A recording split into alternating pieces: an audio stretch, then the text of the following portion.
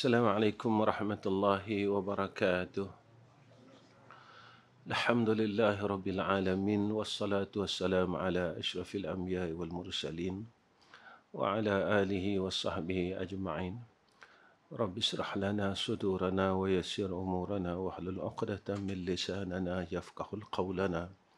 Allahumma rzuqna al-'ilma wal fahma wal 'aqla wal hikmah bi rahmatika ya arhamar rahimin. Allahumma lakal hamdu wa ilaikal mustaka wa antal musta'an wa la hawla wa la quwwata illa billahil aliyyil azim. Amma ba'd. Pertama sekali terpanjatkan puji dan syukur pada Allah Subhanahu wa taala dengan pertolongan daripada Allah, dan Allah memilih kita untuk mengingati dia. Kerana jalan untuk mengingati Allah ini adalah jalan yang terlalu sukar. Kerana saat kita hendak mengingati Allah, banyak perkara lain yang melintas di hadapannya untuk menghalang daripada kita dapat mengingati Allah. Tak kala itu datang ingatan-ingatan yang lain, mengingati perkara yang selain daripada Allah.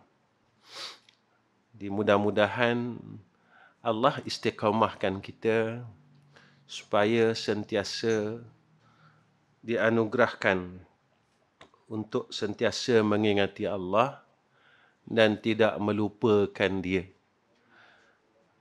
Kerana apa kita perlu sangat perkara ini? Saat waktu kita hidup, kalau kita mula melupakan Allah, maka kita khawatiri di saat kematian kita, kita mula melupakan Allah. Ini yang kita takut. Ketakutan inilah yang perlu sentiasa tertanam di dalam qalbun kita. Kalau semasa hidup kita mula banyak melupakan Allah, ditakuti ketika mati kita, kita tak boleh mengingati Allah Subhanahu wa taala. Sebab ketika zaman ini orang mula melupakan tentang roh dan qalbun itu. Semua orang agak sibuk dengan jasmania, keelokkan badan. Tetapi dalam masa yang sama, mereka melupakan tentang keelokkan rohaniah, keelokkan hati itu. Dan kita lupa bahawa pandangan Allah itu adalah pandangan hati kita. Dan Islam yang kita amalkan ini, dia diterima setelah kita mempunyai sifat sidik. Jika kita tidak membenarkan pada awalnya, nescaya amal badan kita ini tak diterima oleh Allah Subhanahu wa taala. Ini bertepatan apa yang disebut oleh Nabi. Al-iman, iqraru bil lisan, wa tasdiqu bil qalbi, wa amalu bil arkan. Iman itu ikrar dengan lidah, tasdik dengan hati. Ikrar tanpa tasdik, kita zahir Islam. Tetapi kita tidak beriman. Kerana kita tidak membenarkan apa yang telah kita ikrarkan. Asyhadu an la ilaha illallah wa asyhadu anna Muhammadar Rasulullah. Tapi kita dapat segala hak-hak sebagai orang Islam sebab kita telah menzahirkan Islam.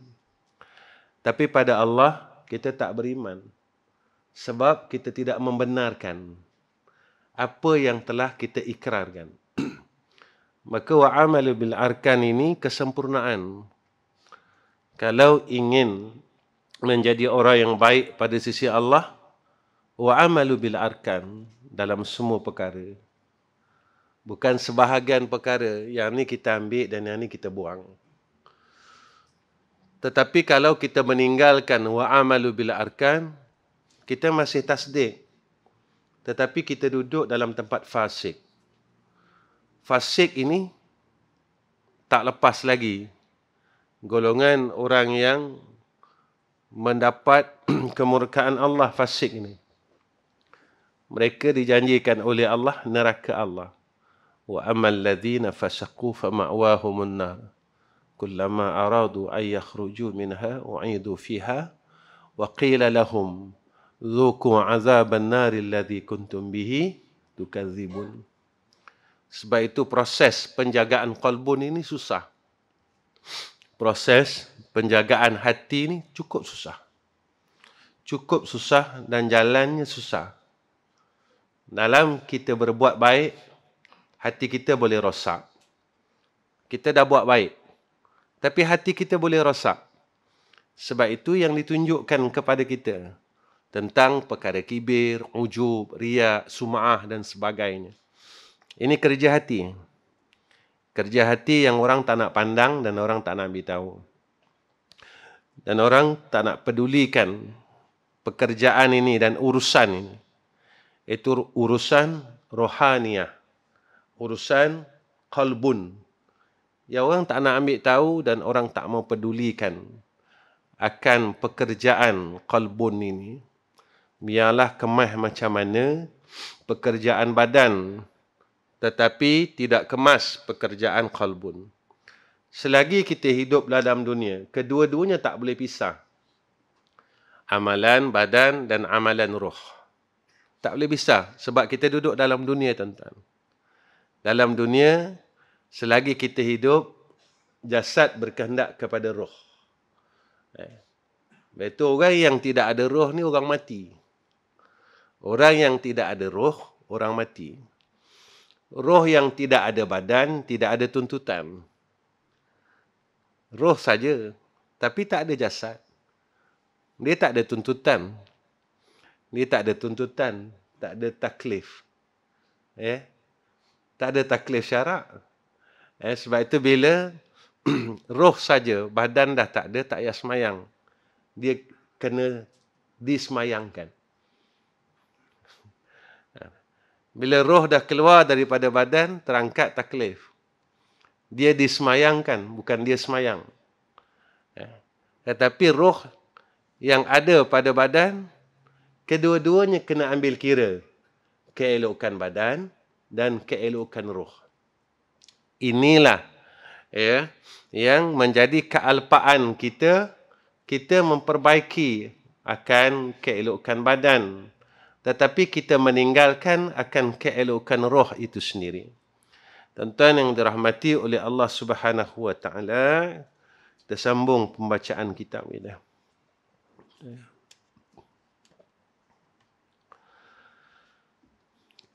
Qala musannif rahimahullahu ta'ala syahdan. Situ ya. Menunjuk sabda Nabi sallallahu alaihi wasallam, bermula orang yang redha dengan agama Islam, redha dengan qadar dan qada dan ikhtiar Allah Subhanahu wa ta'ala. Orang yang redha dengan agama Allah, tentu dia redha dengan Allah. Ini ada seperti mana yang Nabi sarankan supaya kita tidak meninggalkan akan zikir raditu billahi rabba. Raditu billahi rabba wa bil islami dina wa bi Muhammadin nabiyya wa rasula. Cantik zikir ini, tuan-tuan, sebenarnya kena jadi akidah. Jangan jadi wirid ya. Saya selalu pesan dengan diri saya. Jangan jadi wirid saja, tuan-tuan. Setiap wirid dan zikir itu menjadi akidah dalam diri kita. Kita redha Allah itu sebagai Tuhan kita. Raditu billahi rabbah wa bil islami dina. Dan kita redha Islam itu agama kita. Tatkala seseorang itu dia redha dengan Allah, tentu dia redha dengan agama Allah. Apa yang telah diperintahkan, apa yang telah ditetapkan oleh Allah. Orang yang redha dengan Allah, takkan dia tak redha dengan apa yang telah diperintahkan oleh Allah, perintah buat dan perintah tinggal. Mana mungkin orang yang redha, tapi dia tak redha dengan perintah dia. Saya sayang, tapi saya tak suka apa yang dia suruh. Itu bukan sayang. Saya redha dengan dia, tapi saya tak suka apa yang dia suruh. Itu bukan redha namanya. Maka pengakuan kita kepada Allah ini di dalam zikir raditu billahi rabba wa bil islami dina wa bi muhammadin nabiyya wa rasula kena menjadi akidah. Orang yang redha dengan Islam itu sebagai ad-dinnya, pasti ia redha dengan Sayyidina Rasulina Muhammad sallallahu alaihi wasallam yang menyampaikan ad-din ini daripada lisan Nabi kita Muhammad sallallahu alaihi wasallam. Wa ma yantiqu 'anil hawa in huwa illa wahyun yuha. Kita dapat dengar Islam ini daripada lisan Sayyidina Rasul. Maka zikir yang jadi, yang kita sebutkan setiap hari, jangan dijadikan satu zikir, tapi dijadikan zikir dan akidah. Zikir itu menjadi pegangan. Barulah kita dapat akan natijah zikir itu. Raditu billahi rabba wa bil islami dina wa bi muhammadin nabiyya wa rasula. Sama juga dengan kita bertahlil. Maka Nabi nyatakan kepada kita, man qala la ilaha illallah dakhalal jannah. Mana mungkin orang yang boleh masuk syurga, dia zikir la ilaha illallah, tapi dia mensyirikkan Allah. Tidak menjadi akidah, cuma jadi zikir. Dia zikir la ilaha illallah walau hatta 1000 kali sekalipun, tetapi dalam kehidupannya dia mensyirikkan Allah. Maka zikir ini tidak jadi pada orang yang mensyirikkan Allah. Sepatutnya semakin dia bertahlil, semakin dia mentauhidkan Allah. Sebab menjadi akidah kepada kita, perkara yang patut kita nafikan dan perkara yang patut kita isbatkan. Mana yang patut kita nafikan dan mana yang patut kita pegang. Tatkala menjadi satu kekuatan, maka orang yang selesai tahlilnya, la ilaha illallah, la ilaha illallah, nafi dan isbatnya berlaku di dalam rohnya. Ketika itu, dia sedang berpegang dengan akidah yang tahqiq. Maka benar apa yang disebut oleh Nabi SAW, man qala la ilaha illallah dakhalal jannah. Tak mungkin orang yang mengisbatkan Allah menidakkan ad-dinnya. Benda ini nampak ringkas. La ilaha illallah. Nafi isbat. Pada ketika kita meletakkan nafi itu pada tempat nafinya dan mengisbatkan pada tempat isbat. Mana yang perlu kita isbat? Islam, agamanya. Kita dah sebut. Apa yang Nabi ajar kepada kita? Raditu billahi rabba. Mana yang patut kita nafikan? Mana yang patut kita isbatkan? Wa bil islami dina. Mana patut kita nafikan? Mana patut kita isbatkan? Tatkala kita ini tahqiq dengan kalimat tahlil ini menjadi akidah, maka tatkala itu kita akan mengisbatkan Islam itu sebagai dina. Maka selain daripada Islam kita nafikan. Maka kita isbatkan Allah sebagai Rabba. Selain Allah kita nafikan. Kerana selain Allah tidak bersifat Rabba. Maka ini yang dikatakan, maka zikir menjadi akidah. Maka tatkala zikir menjadi akidah, tatkala itu maka zikir ini menjadi faedah. Baru ada faedah, tuan-tuan. Kalimah tahlil kita menjadi faedah. Tiap-tiap yang menjadi faedah, adanya natijah. Ada natijahnya. Baru datang khalwah, kemanisan daripada kita berakidah. berakidah. Kenapa selama ini kita zikir, tapi kita tak rasa manis zikir. Kita Islam, tapi kita tak rasa kemanisan Islam. Kita beriman, tapi kita tak merasakan kemanisan iman. Lalu kita kena tanya, bila masa saatnya kita merasakan manisnya iman itu? Yang inilah dalam hidup kita. Kita hidup dah lama dah. Bila masa kita rasakan perkara tu? Sebab setiap benda yang manis tentu rasa. Kita makan timun. Timun, ya tak?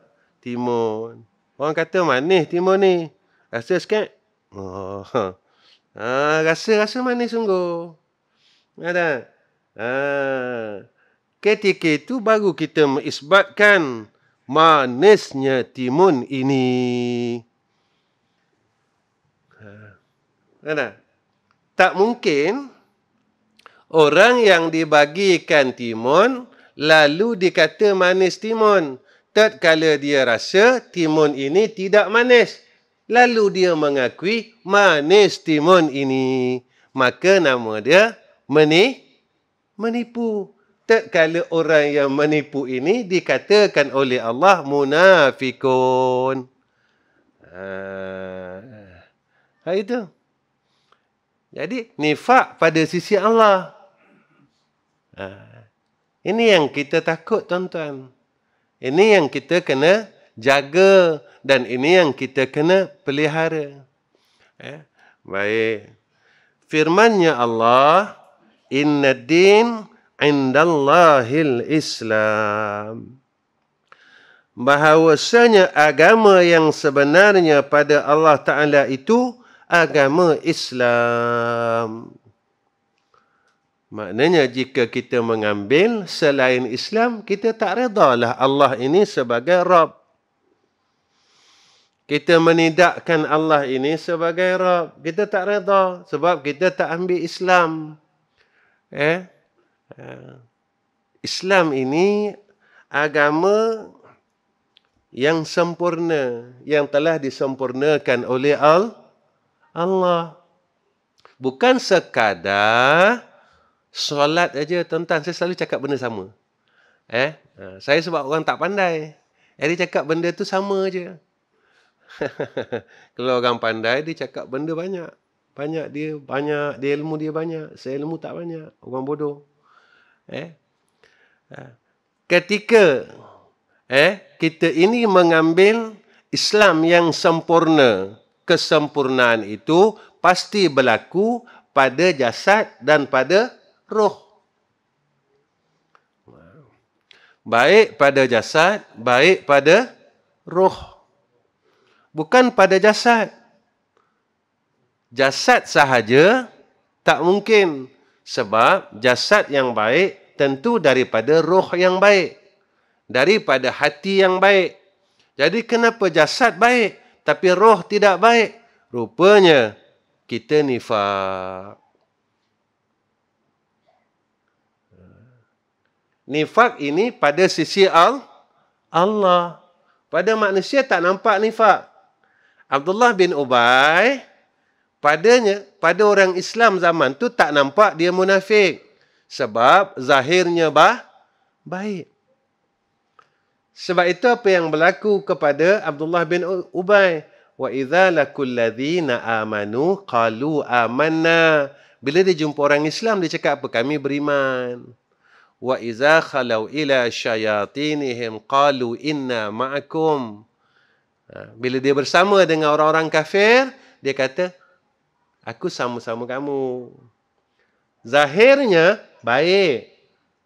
Hatta saat kematiannya dikafankan, permintaannya dikafankan dengan jubah Rasulullah sallallahu alaihi wasallam. Jadi dilihat pada zahir.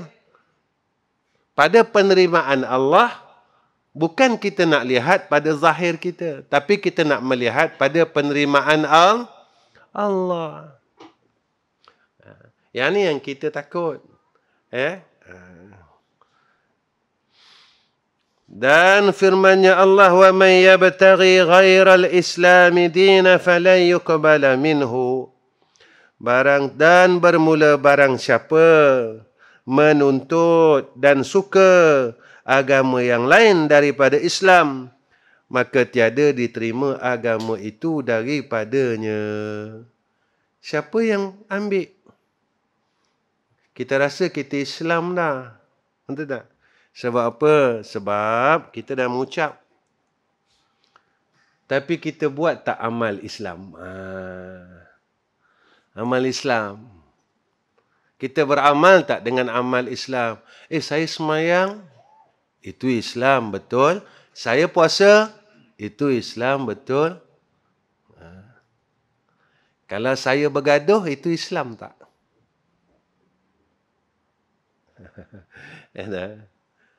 Yang ni kena tengok. Islam ni bukan saja salat.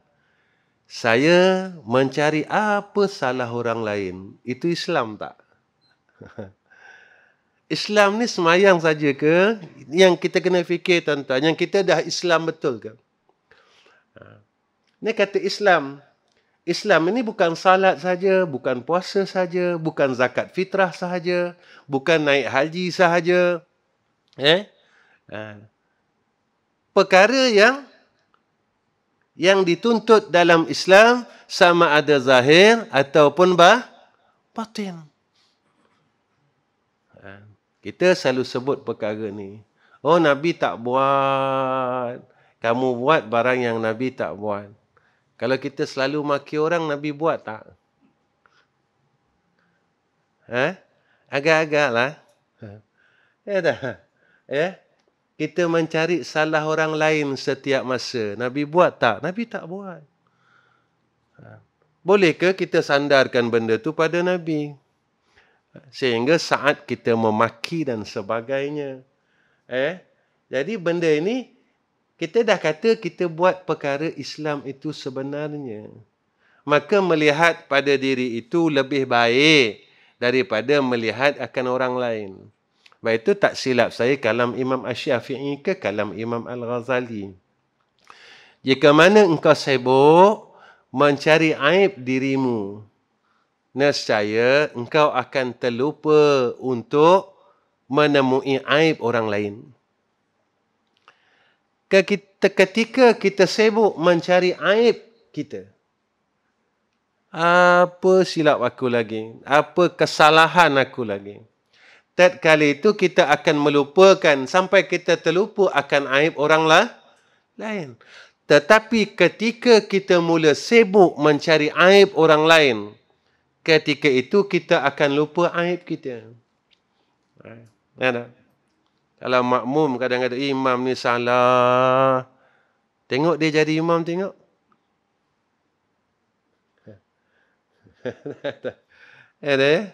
Kita ni mana ada tepat, tuan-tuan. Tak ada yang syamil.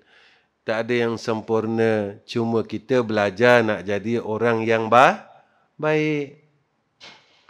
Kita nak belajar menjadi orang yang baik. Sama-sama tergolong dalam golongan orang saleh. Ini. Sebab itu jaga-jaga tentang kekuatan kerohanian. Ketika kekuatan kerohanian kita mula lemah, ketika itu badan kita akan meninggalkan perintah Allah. Kekuatan kerohanian ini. Ketika roh kita, qalbun kita mula lemah, roh kita mula lemah, ketika itulah kita akan meninggalkan perintah Allah, zahir dan batin. Kita tak akan ambil Islam ini, kita akan ambil selain daripada Islam itu. Kita akan mula berpaling. Sebab itu jaga. Betul ulama dia pesan dengan kita, dia susun dengan kita. Dia susun. Antara yang pernah saya sebut dengan tuan-tuan, apa yang disebut oleh Syekh Husain Nasir Ibn Muhammad Taib Al-Mas'udi, kalau tak silap saya, kalau saya salah tuan-tuan tegur. Tentang syara'id orang nak berhadap kepada Allah Subhanahu wa Ta'ala, apa katanya? Pertama, mesti bersihkan diri zahir batin. Sebab kita semua nak menghadap Allah. Tatkala kita salat, qalbun kita menghadap Allah ataupun mana tuan-tuan? Qalbun kita menghadap Allah. Hati kita sedang menghadap Allah. Khusyuk itu di mana? Kalau kita belajar kitab Minhayatul Musalli, salat, wajahnya disebut wajah tadarruk orang yang salat ini, wajah yang tawaduk, tazallul, tabadzul, kan disebutkan. Jadi hati ni, hati yang merendah diri, hati yang ada rasa kehambaan, hati yang sentiasa patuh dengan Allah, maka dizahirkan dengan anggota badan. Allahu Akbar. Ketika lisan kita mengatakan Allahu Akbar, hati kita membenarkan tak? Allah Maha Besar. Ataupun ketika lisan kita mengatakan Allahu Akbar, hati kita tidak membenarkan Allah Maha Besar. Kita letakkan selain Allah lebih besar. Dalam kehidupan kita, yang ni yang dipandang oleh Allah. Tuan-tuan, cerita akhirat ini dia panjang. Sebab dia khalidina fiha abada. Cerita dunia pendek. Pendek tuan-tuan, cerita dunia ini singkat. Cerita akhirat ini dia akan berterusan. Berterusan. Kemudian apa kata ulama? Orang yang nak menghadap ke hadrah Allah, keduanya kena ada himmah yang tinggi. Mujahadatun nafs. Mujahadatun nafs. Sebab itu kata ulama tasawuf, kena ada dua perkara. Jim. Ini kata ulama, jim. Tahalli, tajalli. Tahalli apa? Memperhiaskan hati dengan segala sifat mahmudah. Lalu kena ada himmah. Himmah ni kena ada mujahadah. Mujahadah. Kena hiaskan diri kita, qalbun kita dengan segala sifat yang mahmudah. Bila kita telah menghiaskan hati kita, qalbun kita dengan sifat yang mahmudah, tatkala itu berlakunya tajalli. Kita diistiqamahkan oleh Allah di dalam kebaikan. Ini perkataan makna yang mudah untuk kita faham. Allah istiqamahkan kita. Allah letakkan kita. Allah kurniakan kepada kita ketetapan di dalam takarub kepada Allah. Itu kata ulama, bila hajim disatukan, maka menjadilah kalimah haji. Saya tak kupas lah tu. Nanti orang kata saya khurafat pula. Nanti kata Ustaz Ahmad Rizam khurafat. Mati pula. Jam situ. Kita berhenti situ aja. Baik. Yang ketiga. Macam gitu. Macam mana nak dapat sifat mahmudah kalau kita tak boleh buang sifat mazmumah? Sebab itu adanya satu lagi dipanggil takhalli, iaitu proses membersihkan sifat mazmumah. Ini cerita dongeng. Tuan-tuan jangan ambil, saya ambil sikit je pasal haji ni tadi. Ini cerita dongeng tau. Tuan-tuan jangan jadi amalan. Nanti tuan-tuan pegang pula. Daripada mulut ustaz, tuan-tuan pegang semua. Jangan. Ini cerita dongeng sebagai iklan. Kalau kita tengok cerita drama kan ada iklan. Ini iklan dia. dalam proses melaksanakan haji, adanya ihram.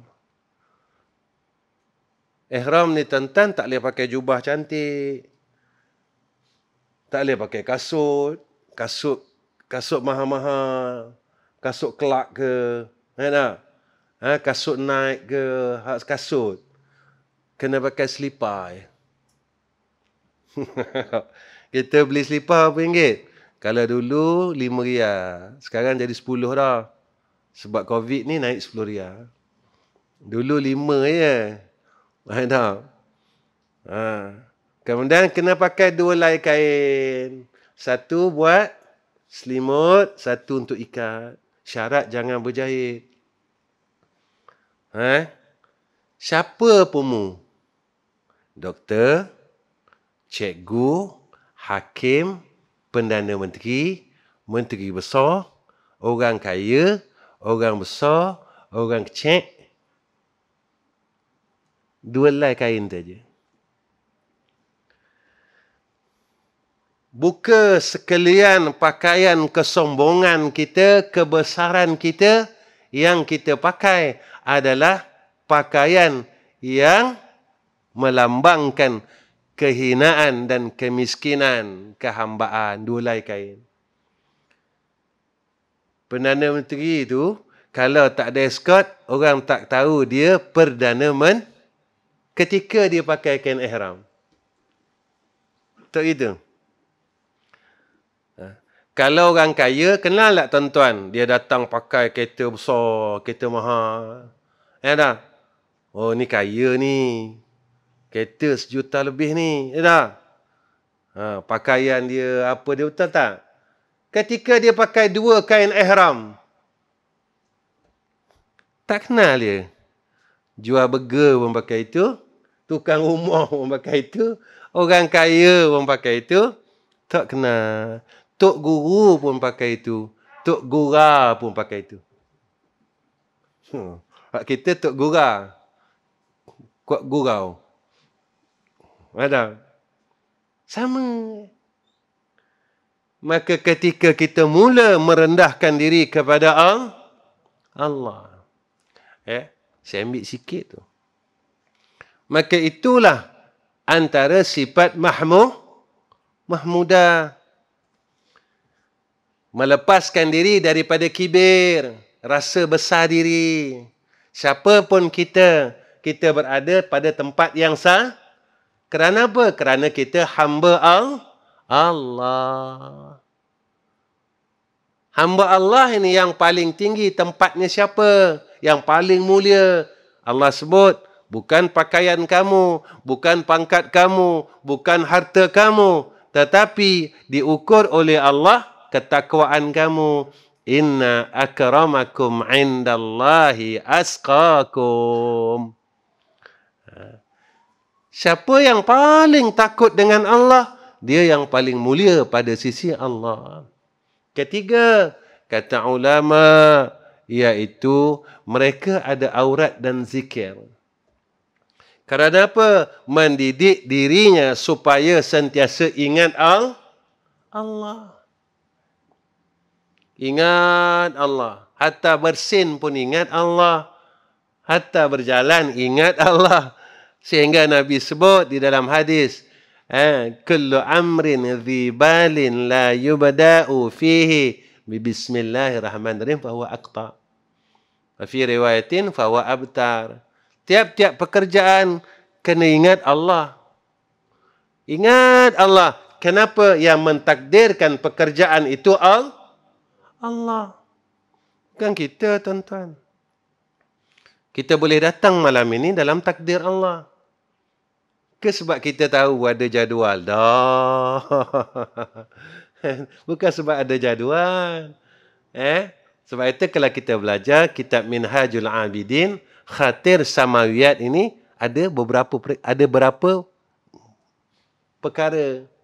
Ada khatir yang datang daripada malaikat, ada khatir yang datang daripada Allah. Ada khatir yang datang daripada syaitan. Baik. Maka kalau kita ada pada tempat itu dan kita tahu perjalanannya, maka kita sentiasa berharap supaya kita berhati-hati dijaga oleh Allah. Saya dah tahu, Ustaz. Dah tahu tak selesai, tuan-tuan. Orang yang tahu dan hatinya benar, lalu dia sentiasa berharap kepada Allah. Sebab tahunya tidak memberi bekas. Tuan-tuan, semasa kita buat jahat ni, kita tahu ke kita bodoh?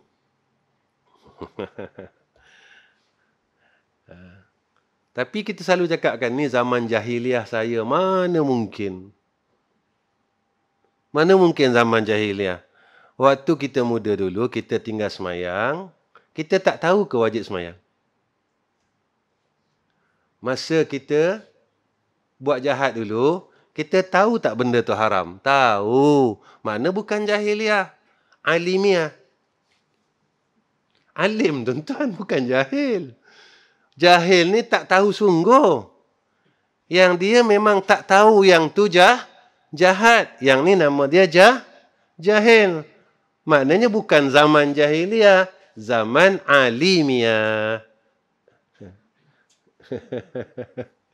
Tapi kita salahkan zaman jahiliah.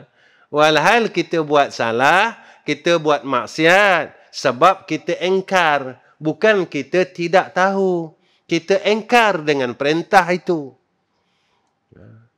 Isteri kita masa tu membuka aurat. Bukan dia tidak tahu tentang wajibnya menutup aurat. Tetapi dia engkar. Bukan jahil. Bukan jahil, tuan-tuan. Tetapi kita selalu sebut zaman jahiliah saya. Baik. Kemudian yang keempat, kena ada sahabah. Ini penting. Dan Allah ajar kita dalam peristiwa yang selalu kita dengar bulan ni. Dalam kita nak menghadap hadrah Allah, sahabah, Nabi siapa dia? Jibril alaihissalam. Jadi jadikan perjalanan cerita ini, tuan-tuan. Jadikan perjalanan cerita ini. Jibril sebagai sahabat Nabi menghadap hadrah Allah. Kita dah puas dengan cerita ni. Dah puas dah. Dan yang kelima, kata ulama, kena ada guru yang memimpin kita zahir dan batin. Ni dia. Baik. Maka seseorang yang redha ia akan agama Islam, itu lazim atasnya mengerjakan suruh Allah dan menjauhkan tegahnya Allah. Suruh Allah zahir batin, tegah Allah zahir batin. Ada gitu. Tu saya sembang-sembang dengan sahabat-sahabat media. Saya kata kita ni bukan makan lagi gelatin babi, tuan-tuan. Bukan lemak saja, sekandang babi kita bahang dah. Ada. Merata ada gelatin ni. Ada, merata dah. Adanya benda hak syubhah dalam makanan kan. Kalau ikutlah. Kan? Ada orang tanya saya macam tu lah. Sebab itu, kita ni, umat akhir zaman ni memang dah lemah. Dah lemah. Ada yang kita makan, sekarang baru kita tahu, Allah. Tapi masuk dah. Dia bukan lemak hak masuk kita, sekor dah. Bukan lemak dia saja hak kita bahang. Makna sekor babi dah kita makan dah. Tak apa, sekor kalau sekandang. Jam, tuan-tuan. Hak masuk. Lepas tu kenapa di antara perkara yang buatkan kita jahat. Yang kita menidakkan perkara ni. Kita tahu Kita tahu, lalu kita kata, kenapa saya lemah ya? Kenapa saya menidakkan perkara ni? Antara perkara-perkara yang disebut ya kepada kita, makanan. Makanan, tuan-tuan. Ya.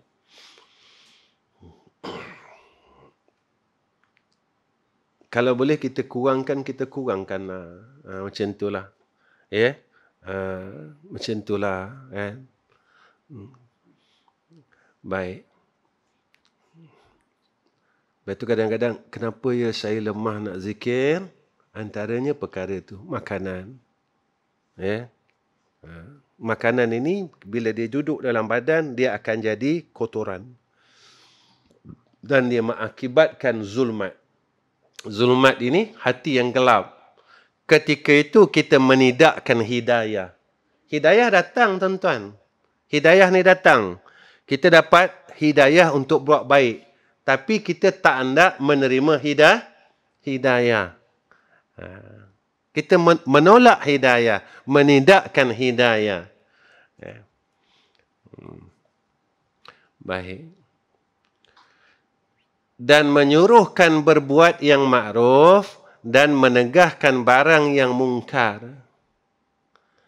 dan murka kepada orang yang berbuat yang ditegahkan Allah dan Rasulnya.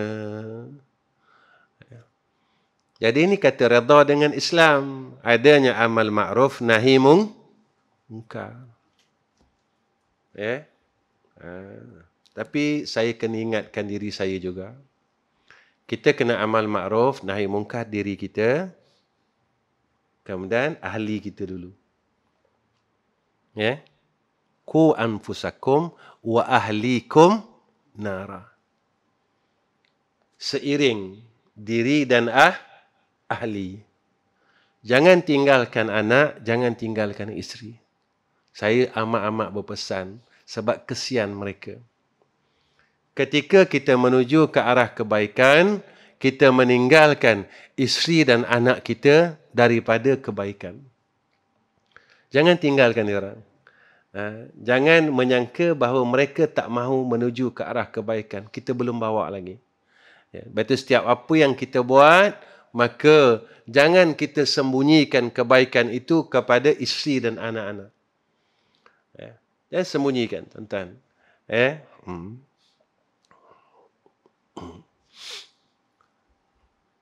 Buat apa pun. Kalau kita beramal, ajak dia sekali.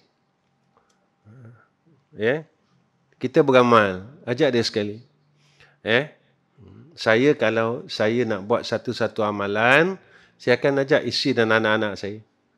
Contohnya kata, saya nak baca selawat bulan ni 35,000 katakan, 100,000 katakan. Saya akan ajak anak isteri saya buat sekali. Kami akan berlumba-lumba. Siapa khatam dulu? Maknanya yang siapa last, dia ni pemalas. Kita tahulah dia ambil gengan.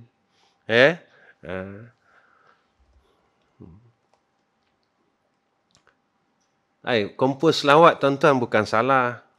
Lantaklah orang nak kata apa kat kita.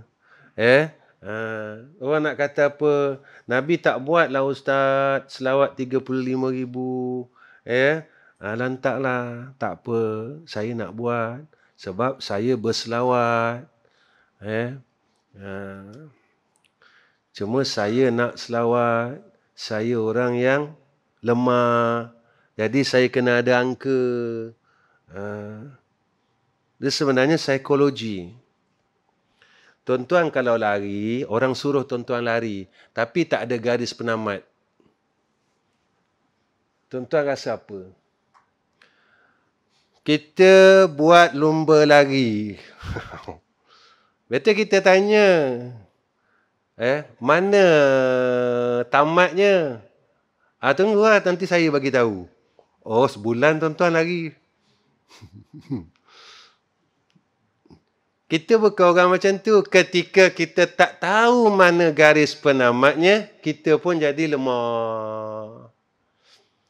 Jadi kita tahu kita siapa, sebab itu kita buat tanda penamat. Selawat sekian banyak untuk kita. Zikir sekian banyak untuk kita. Tasbih sekian banyak untuk kita. Al-Ikhlas sekian banyak untuk kita. Macam tu. Hak Nabi bagi tanda pun kita tak buat. Ada tak hak Nabi bagi tanda? Ada. Nabi kata, aku beristighfar setiap hari 100 kali. Habis tak lagi 100 hari ni, istighfar? Ke tak? Hebat kita pada Nabi. Hebat kita lagi pada Nabi. Nabi maksum. Kita? Benda apa? Kita maksum. Hak maksum 100 kali, hak tak maksum, dah buat benda. Steady bah. Kata tak apa, kata. Saya habis dah belajar ilmu khabar, dia kata. Dok luk ke api, dia kata. InsyaAllah, neraka Jahannam pun tak apa, dia kata. Pesen dia dah. Pesen orang pandai kalih ni, susah. Jadi, dia tak tahu apa itu neraka Allah. Jadi, kita nak kata kita hebat macam mana. Hak Nabi bagi tanda penamat itu pun kita tak mampu. Nabi kata, aku beristighfar sehari semalam 100 kali. Dan ada riwayat mengatakan 70 kali. Hak yang Nabi bagi tanda pun kita tak buat. Kita tak mampu buat. Kita tak boleh buat. Akhirnya kita kata, saya lemah.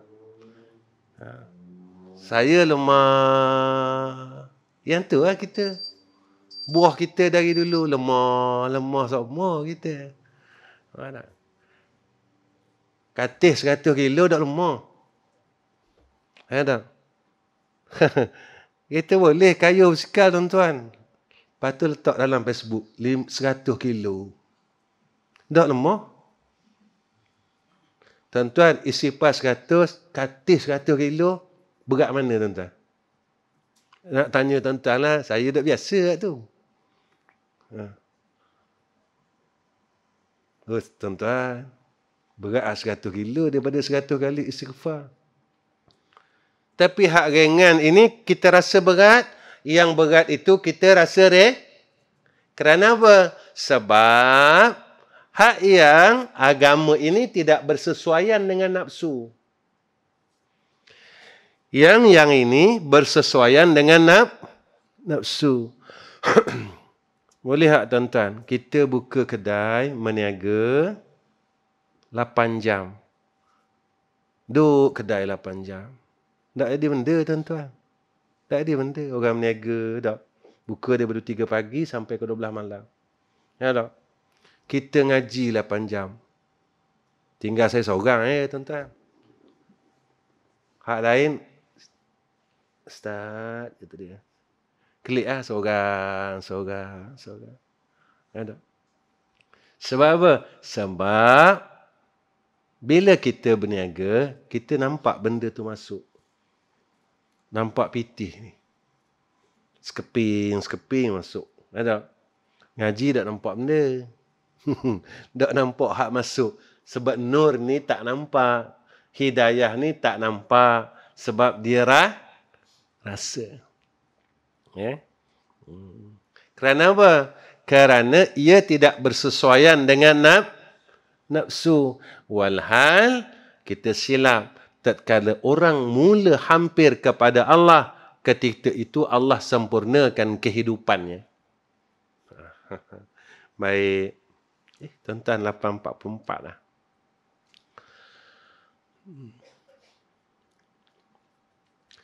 Kerana yang demikian itu alamat Islam yang sempurna.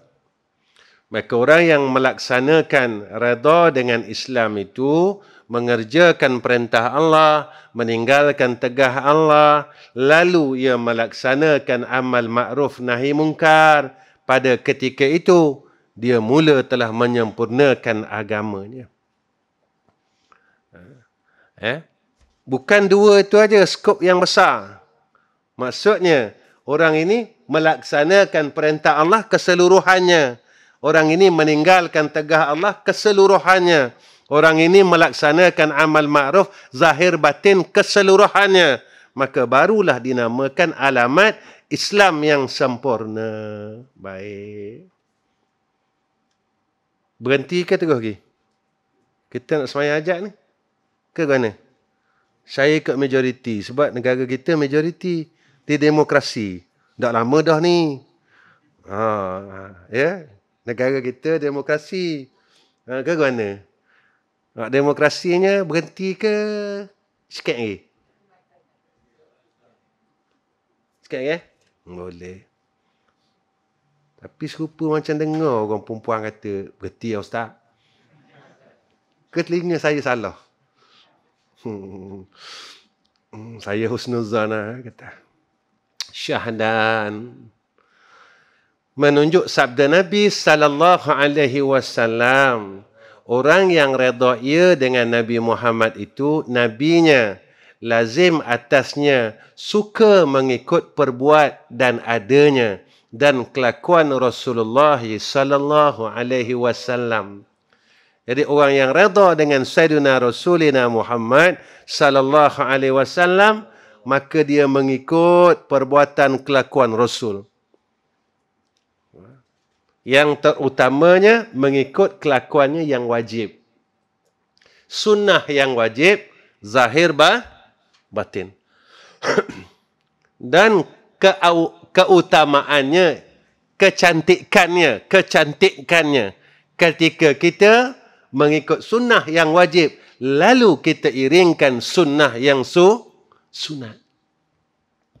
Sedaya mungkin lah. Ustaz, saya tak mampu nak pakai. Contohnya, tak mampu nak pakai serban. Tak apalah. Nanti kalau saya pakai serban, Ustaz, orang tolak saya jadi imam. Kata, Ustaz. Dok jumpa ayat saya. Kata. Ya, tak? Jadi jangan pakai dulu. Sebab kita tak ada kekuatan. Ambil sunnah yang mampu kita laksanakan. Ustaz, saya mampu pakai cincin. Pakailah. Pakailah. Jangan balah pula. Nabi pakai kiri, hak ni kata Nabi pakai kanan. Jangan balah. Ada dah dibahaskan oleh ulama. Imam Asy-Syafi'i sebut perkara ni. Ada dalam kitab-kitab hadis dah disebut perkara ni. Ada hadis mengatakan Nabi pakai cincin sebelah kanan. Ada hadis yang mengatakan Nabi pakai cincin sebelah kiri. Dibahas oleh 4 mazhab. Maka Imam Asy-Syafi'i menyatakan dua-dua sunat. Kiri pun sunat, kanan pun sunat. Tetapi bila dilihat kepada keutamaan, kerana kata Imam Asy-Syafi'i, ada hadis yang Nabi mendahulukan yang kanan, maka kita mengambil akan keutamaan itu, dahulukan yang kanan. Tak kala kita ada cincin lebih, buh pula belah kiri. Tak apa. Jangan pula ada selagi lebih, buh di hidung. Itu tak tahulah benda apa. Tak. Jangan bala ketika kita nak mengamalkan sunnah. Jangan kita berbala. Sebab Islam ini telah sempurna. Mudah saja tuan-tuan. Ustaz, saya tak suka pakai cincin sebab jika saya pakai, tangan saya ni akan jadi kudis, jadi nyakit, macam-macam lah. Guam. Saya ambil sunnah pakai slipper, Ustaz. Maka Nabi tidak pernah memakai kasutnya melainkan dengan kaki kanan. Ada orang tak mampu. Pakai. Maka inilah yang disebut oleh Sayyidina Rasulina Muhammad sallallahu alaihi wasallam. Saat besok orang tinggalkan sunnah Nabi, sedikit demi sedikit Nabi kata. Orang nak amalkan sunnah Nabi ini, orang dah mula malu dengan Nabi Muhammad sallallahu alaihi wasallam. Kita tak nak duduk golongan ini, tuan-tuan. Kita cuba beramal dengan sunnah Rasul yang wajib jangan tinggalkan zahir dan batin, dan kemaskan yang sunat. Sikit-sikit yang mana kita boleh ambil. Yang kita mampu. Setengah orang dia tak mampu. Setengah orang dia tak mampu yang ini. Jangan pula kita kata, oh apa ni, tak pakai cincin, tak ikut sunnah. Tiba kita tengok, dia sarung kasut kaki kiri. Sama juga dengan hamba kata. Kita pula sarung kasut kaki kah? Cuma kita dok pakai cincin je. Cuma kita ni, daklah berbalah. Tak payah balah. Kita tengok je, tak apalah. Ya Allah, aku tak mampu lagi nak pakai cincin. Tapi aku cuma mampu pakai kasut dengan kaki yang kanan. Banyak sunnah tuan-tuan. Tuan-tuan nak masuk jamban, sunnahnya dahulukan kaki. Bukan susah tuan-tuan. Tapi nak masuk dengan kaki tu susah. Dah ingat sama. Dah ingat. Dah. Sampai dalam jamban baru ingat. Tak boleh dah duduk dah. Ada hadis tentang sahabat dia masuk masjid. Ni ada hadis. Tak silap saya dalam kitab Al-Azkar. Kalau tak silap saya lah. Saya pun tak ingat. Saya bukan orang alim. Ada sahabat yang masuk dengan kaki kiri masuk masjid Nabi. Lalu dia keluar balik. Lalu sahabat bertanya, kenapa kau keluar balik? Dia kata, aku telah masuk masjid dengan kaki kiri.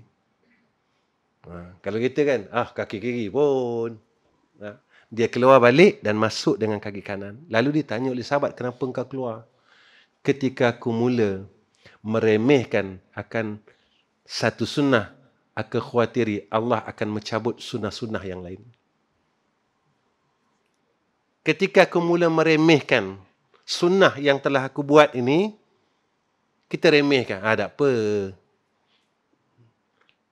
Aku takuti Allah angkat akan sunnah-sunnah yang lain yang telah aku amalkan. Ini lagi tuan-tuan. Baik. Rasa cukup dah setakat tu. Syahdan. Saya sampaikan hajat tuan-tuan tu. Sikit ada sudah dah. Sikit ada. Cukuplah. Jadi tuan-tuan, saya ingatkan diri saya dan tuan-tuan. Kita ni tak kuat sebenarnya. Cukup tak kuat. Saya tak kuat. Tuan-tuan saya tak tahu. Saya tak kuat. Itu dalam hidup saya ni, ketika kita tahu kita tak kuat. Tuan-tuan kalau nak dapatkan kekuatan, dimudahkan urusan oleh Allah. Allah mudahkan urusan.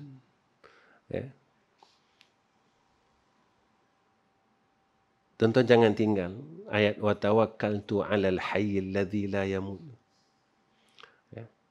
Wa tawakkaltu 'alal hayyil ladzi la yamut. Saya tak ingat ayat ke berapa, saya tak ingat. Surah ni pun saya tak ingat. Wa tawakkaltu 'alal hayyil ladzi la yamut. Allah angkat, Allah mudahkan segala urusan kita. Janji Allah begitu. Jadi bila kita selalu membaca wa tawakkaltu 'alal hayyil ladzi la yamut, mudah-mudahan yang kita baca menjadi akidah, menjadi pegangan dan amalan dalam hidup kita. Apa dia? Kita berserah kepada Allah, zat yang hidup, yang tidak menerima mati. Maka Allah janjikan kepada kita apa? Siapa yang bertawakal kepada Allah, maka Allah akan cukupkan segala keperluannya. Percayalah tuan-tuan. Percayalah janji Allah. Betul kami kat madrasah, Zuhur je kami akan baca 11 kali, kadang 21 kali.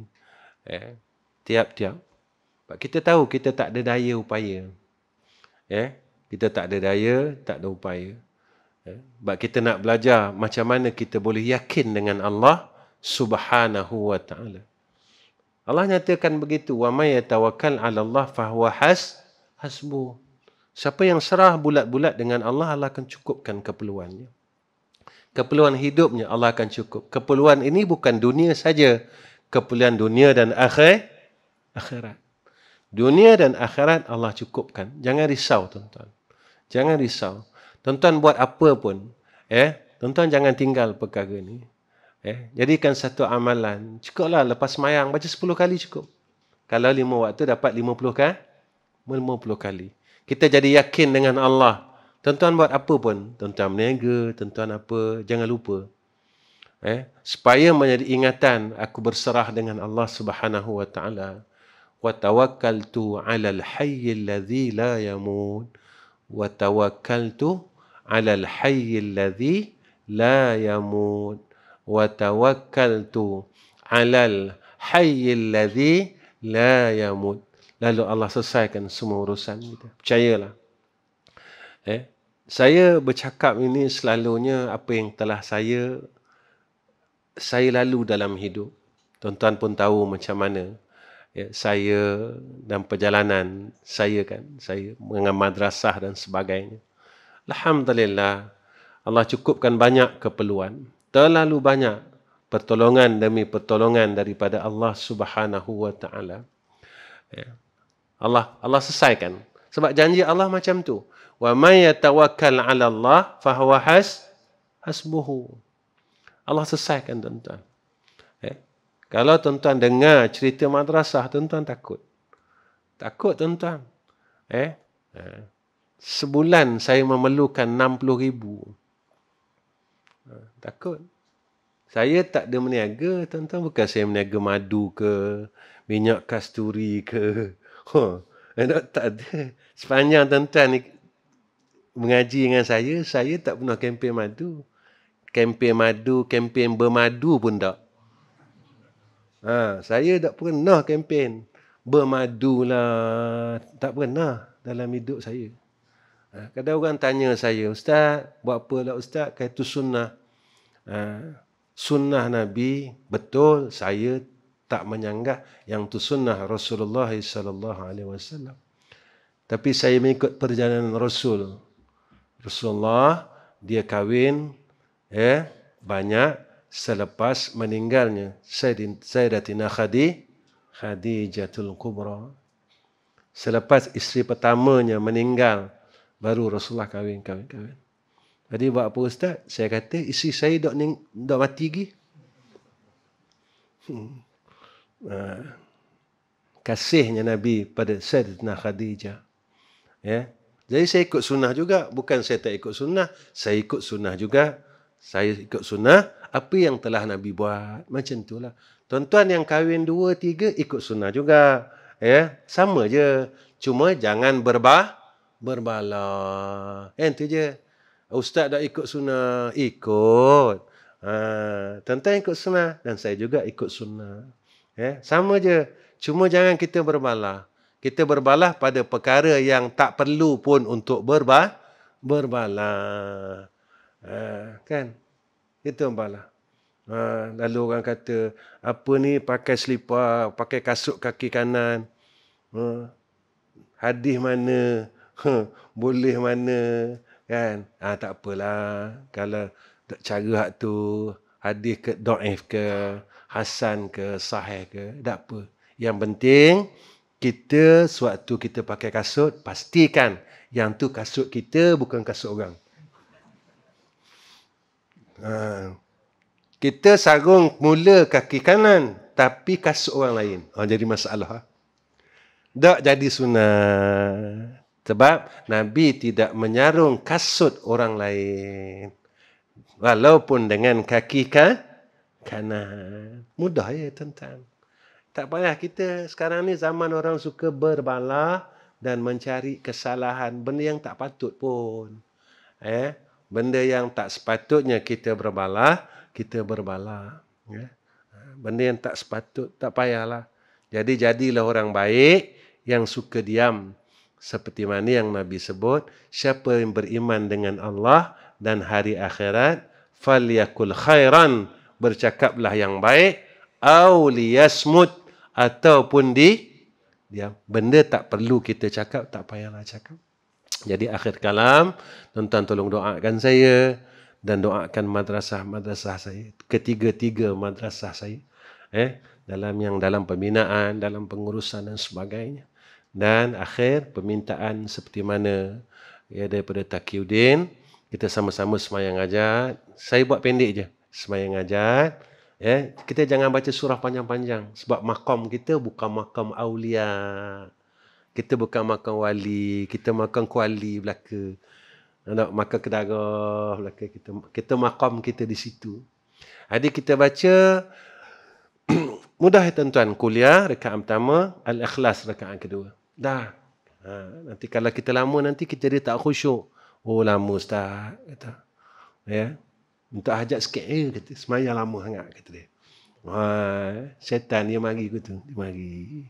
Jadi tak khusyuk. Jadi kita semayang hajat sama-sama, tuan-tuan, ketika kita mendoakan orang lain, saudara mukmin yang lain tanpa pengetahuannya. Dia tak tahu pun siapa yang doakan kita. Cuma dia minta jamaah malam ni je, tapi tak tahu siapa yang doakan. Ketika itu Allah balikkan permintaan itu kepada kita. Allah selamatkan kita dari segala penyakit. Dan ingat, ketika kita menyampaikan hajat seorang mukmin dalam dunia, Allah akan sampaikan 1000 hajat kita di yaumul akhirah. Tuan-tuan jangan balik dulu. Mudah-mudahan, ya Allah, ini je aku mampu buat. Aku mampu doakan kawan aku, saudara mukmin aku. Mudah-mudahan hajat dia sampai. Besok kat sana, kau sampaikanlah hajat aku, ya Allah. Kerana di sana, hajat aku terlalu banyak. InsyaAllah. Wa akhiru kalam. Wassalamualaikum warahmatullahi wabarakatuh. Bismillahirrahmanirrahim. Alhamdulillahi rabbil alamin. Wassalatu wassalamu ala asyrafil anbiya'i wal mursalin. Wa ala alihi wa sahbihi ajma'in. Ya Allah, jagalah kami, peliharalah kami, zahir dan batin kami, akidah kami dan Islam kami, ya Allah.